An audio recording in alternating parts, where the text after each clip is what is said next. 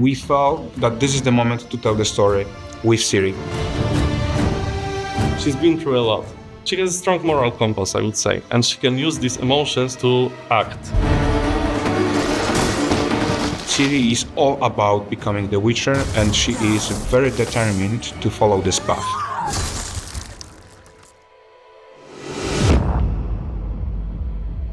At the very first meeting with CDPR, I saw how much you want to ground this story in the past, at the same time giving a start to a new saga. We were thinking in this story that Mjolnir and Ciri are a little bit mirrors of each other.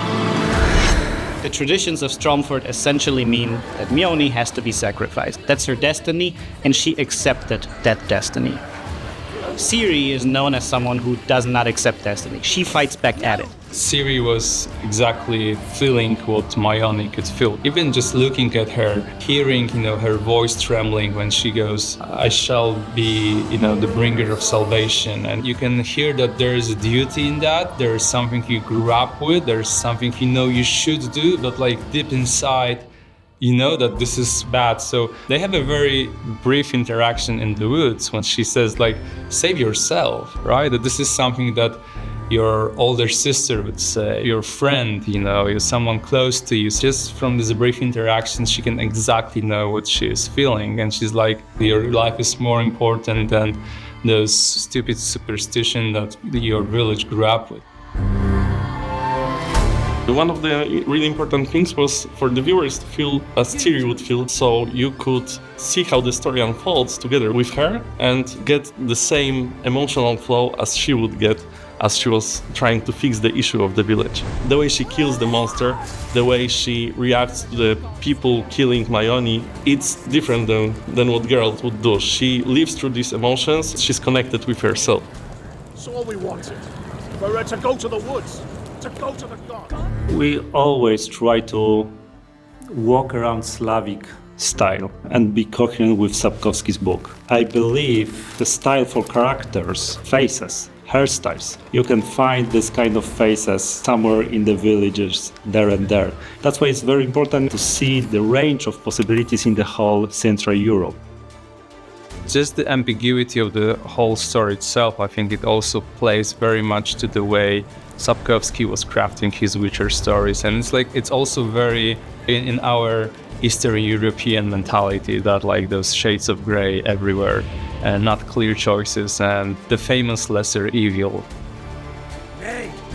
It was a huge project. From the beginning, from the story that we created with our director and with CDPR team, and then the huge mock-up session. It lasted for 14 days. A lot of people were engaged, and I'm pretty sure that it wouldn't be this amazing if we hadn't had such an amazing crew.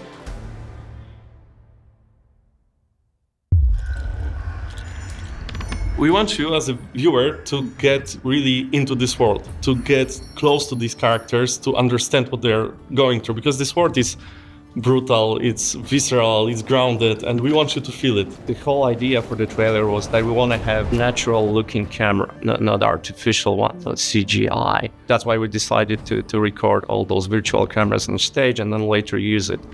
In a trailer, for example, when you see Ciri, when she enters the fog, you can see that she's confused, that she doesn't know where to look, that the camera is more aggressive with motion, and we wanted to express more of this confusion. We wanted to have this glimpse of truth in it. But also there are scenes when magic happens, and then we want to switch from those handheld cameras to more creative one. The style completely changes, so we go with cranes now, we go with dollies. That was quite a lot of work to animate them properly and have this magical feeling to them. And they are no longer handheld, they are all created by the animators. There are these nuances that we really want to take care of and to make it feel really like a movie.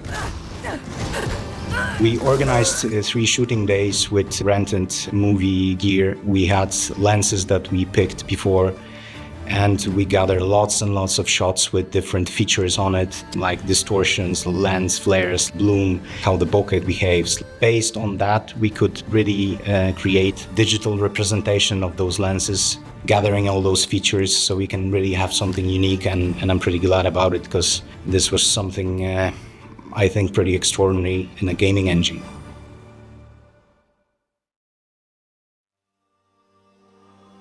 My favorite part is the beginning, essentially. It's where we parallel the traditional preparations that Mjolnir goes through and then the Witcher preparations that Ciri goes through. For the Mjolnir, we had a more pleasure to eye color palette and a bit warmer. But for the Ciri, we set up our environment darker and more moody. We wanted to create a bit more mysterious mood, which allows us to create more dense atmosphere and bring to the table a bit different story, because at the end, both of characters having a unique story behind preparation.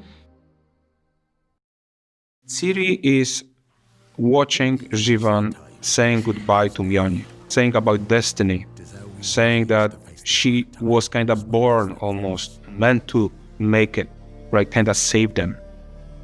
It was really important for us to actually write this monologue in a way that Geralt could have said that about Ciri as well.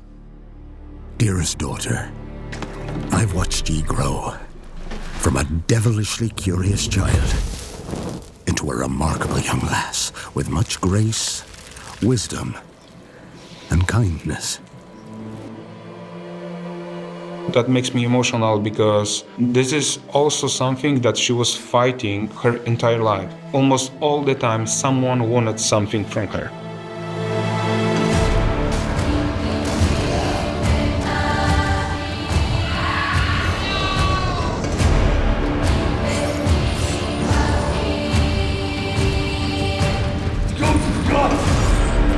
Created a physical representation of Bauk's shoulders and his attacking arms, and having 4 operators, we kind of recreated the whole monster.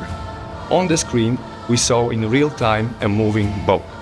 We created Witcher-style sequence, just practiced it a couple times. We practiced how to move the Bauk, how to synchronize, and it worked beautifully.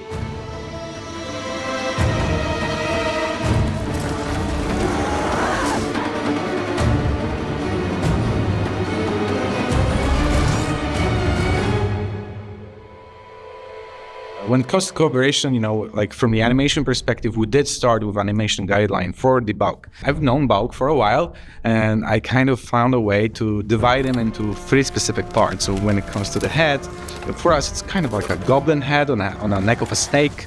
The front arms are as similar to jaguar as possible, while the pincers are literally scorpion claws, and the tail and the back legs are literally dinosaur. And because of that, we're able to actually create this kind of animation Bible for the Bauk. And then it kind of allowed us to really quickly build this common language to make sure that what we animate at CD Projekt is actually as close as possible to what you see in the trailer. Journey with Unreal Engine was wonderful. We were able to have much more tries and instant preview and much more iterations to get to the proper final result.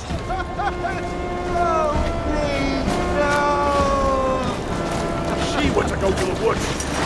The chosen one. His tradition.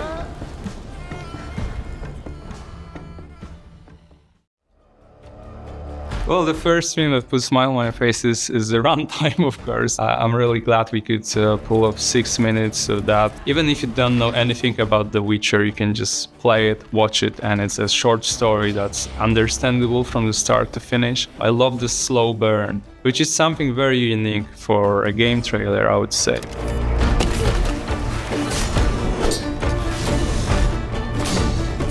Every movie that we do, our goal is to have the best knowledge of the IP, to stay true to the IP, to understand the vision of the developers, also the purpose of the asset that we're creating.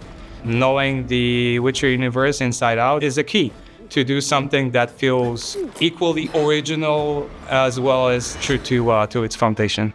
This trailer is an adaptation of a story that we actually want to tell in the game. We're not going to give you a black or white situation. We expect you to consider some situations, make some tough choices, and as an example, that situation that may happen after the trailer is over is such a tough choice. Gods?